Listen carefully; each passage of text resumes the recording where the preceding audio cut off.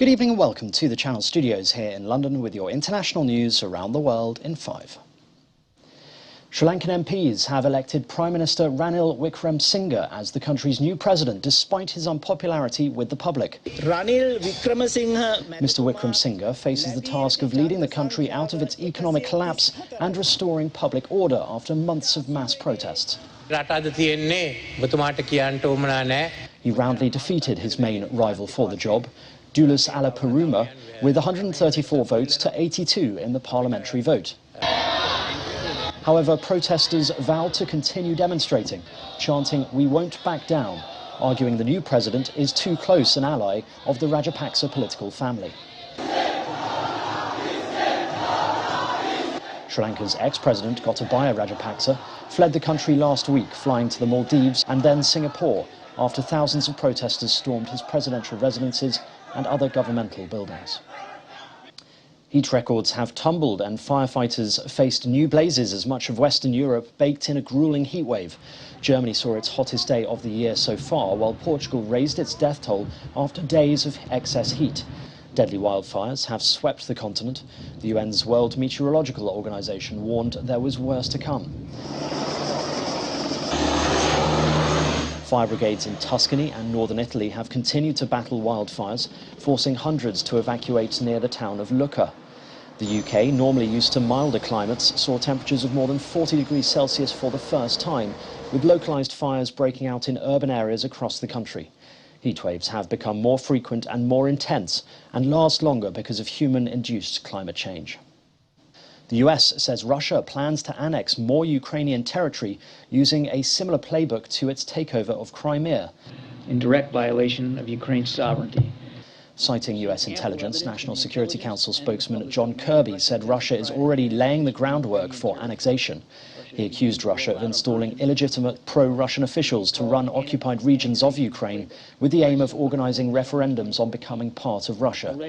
Russia has already installed its own regional and local officials in parts of Ukraine it has occupied. The European Union has set out emergency plans to reduce gas demand within months, warning countries that without deep cuts now could struggle for fuel during the winter if Russia cuts off deliveries.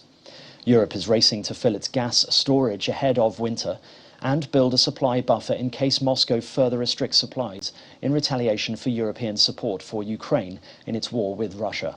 Russia's Gazprom has already halted deliveries to some EU states. The European Commission will urge countries to prepare for possible further cuts by slashing gas use. EU officials said the target would be for a 10 to 15% cut in gas use. South Africa's acting public protector has announced it will issue a subpoena for President Cyril Ramaphosa to answer questions about the robbery at his game farm in 2020, in which $4 million is alleged to have been stolen. Mr. Ramaphosa missed an 18th of July deadline to reply to the country's corruption watchdog. In June, the watchdog opened a probe over potential breaches of the Executive Ethics Code after Mr. Ramaphosa was accused of bribing burglars to keep quiet. Questions being asked as to why he might have had that much cash stored at a personal property. Boris Johnson has faced Sir Keir Starmer in his last PMQs as Prime Minister before Tory MPs decide which two candidates will compete to replace him. Probably, certainly, there will be. Boris Johnson said farewell with some customary humour before the leader of the opposition wished him well for the future. But I would like to take this opportunity to wish him, his wife and his family the best for the future.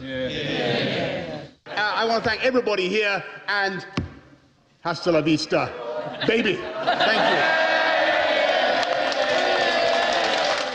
And finally, the village of Jenakpeng in northern Ghana is miles from any airfield, but nonetheless it proudly boasts 6 aeroplanes in the middle of a field.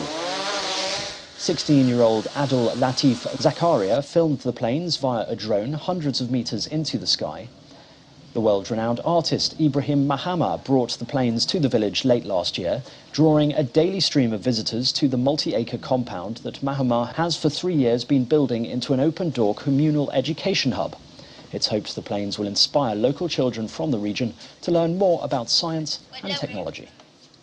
And that's your international news around the world in 5. Now back to the Channel Studios in Lagos.